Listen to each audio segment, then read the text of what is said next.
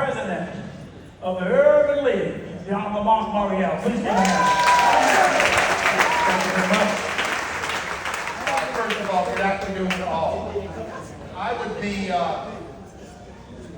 remiss if we did not, at the inception, just take a moment to recognize Professor Charles Ogletree, for whom this public discussion and forum is named. The last time I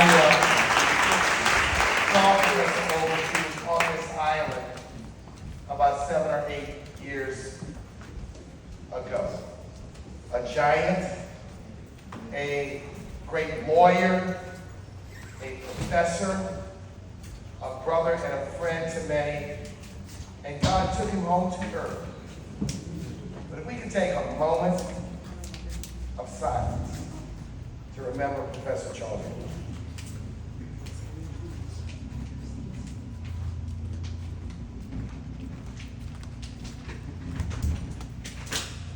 Thank you very much.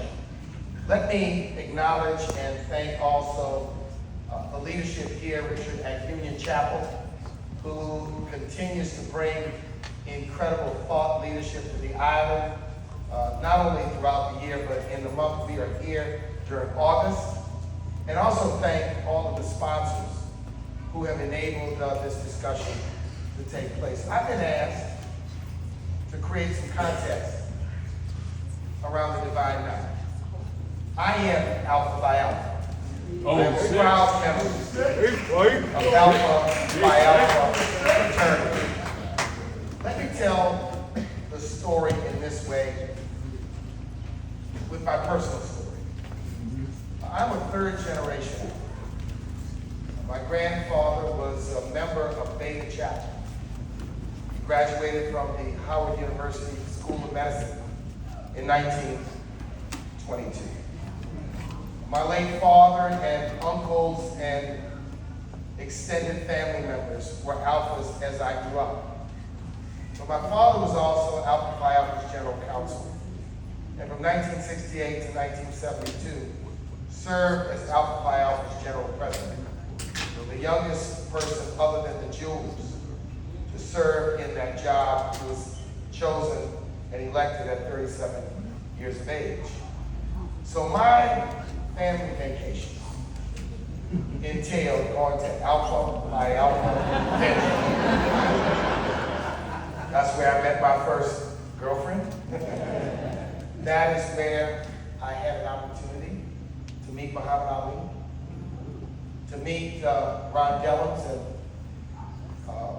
Jesse Owens and Ralph Metcalf and A. Leon Higginbottom and many, many incredible great leaders and icons.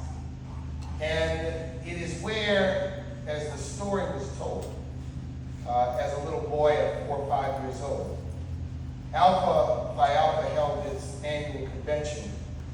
Brother General President, where are you? In Washington, D.C. at what was then known as the Sheraton Park Hotel up on Woodley. You all know that hotel, I think it's been demolished. And the brothers and sisters assembled there, wanted to use the pool at the hotel, and would deny the children who were there the use of the pool. But then one brother by the name of Adam Clayton Powell got himself involved in the conversation and went to the management of the hotel and said, if we can't use the pool, we will all check out forthwith. So why do I say that? Because the Divine Nine have never been about frolic and fun.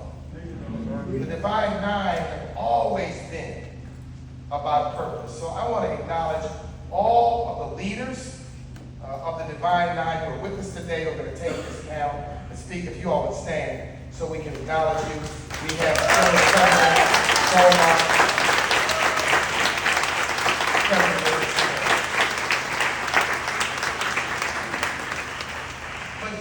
minutes. Let me go back to Plessy versus Ferguson. And Plessy versus Ferguson, which brought in the system of legal segregation,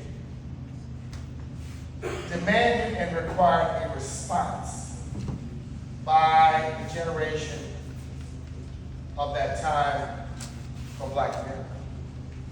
And part of that response was to build institutions. They built institutions. They built the NAACP. They built the National Urban League. They built the National Medical, National Dental, National Bar, National Funeral Directors. They responded by creating organizations as we were removed from the mainstream on college campuses. In 1906, at Cornell University, have you ever been to Ithaca? It's cold. Not just cold, real cold in Ithaca, New York.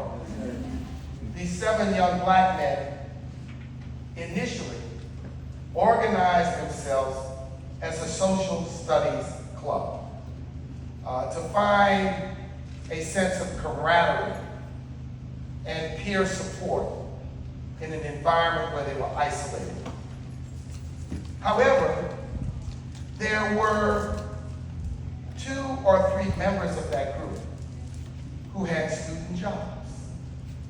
Those student jobs were that they worked inside of white fraternity houses. And as such, they had an opportunity to witness rituals and handshakes and symbols and gestures. So they came from that experience, went back to this social studies club, and said, we need to be something different than just a social studies club.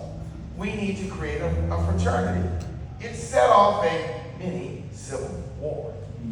And one of the founders, a graduate student who had been involved in that group, decided he was going to get out of there and left these 7 young men to create Alpha Phi Alpha fraternity.